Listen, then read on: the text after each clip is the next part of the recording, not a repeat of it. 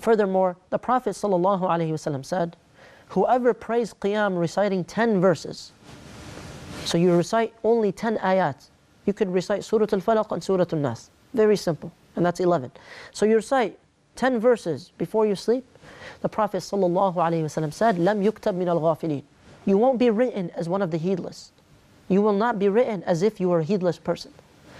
And then the Prophet ﷺ said, whoever prays qiyam reciting 100 verses, 100 verses will be recorded as one of the devout, that you are a pious person. You're recorded with Allah subhanahu wa ta'ala for that one night that you're one of the pious. Whoever prays qiyam reciting 1,000 verses will be recorded as one of the muqantirin, al-muqantirin. And this is reported by Abu Dawud. Now what are the muqantirin? What are these muqantirin? What do they do?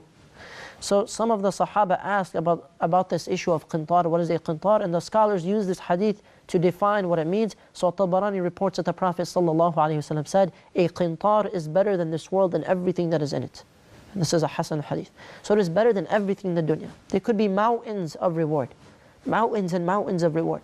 For praying qiyam before you sleep, for the sake of Allah, without people knowing, with 1,000 verses. Or waking up and praying, which is even better, while the people are asleep. 1,000 verses sounds like a lot. But if you try this once a week or once a month, you might even encourage your family to do so.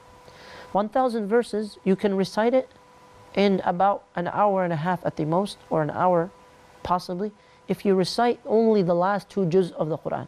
Juz Tabarak, juz number 29, and juz 30. 29 and 30, and you will have attained at least 997 verses, and with Surah Al-Fatiha, you'll have attained over 1,000 verses. So every night you're able to do 10 verses.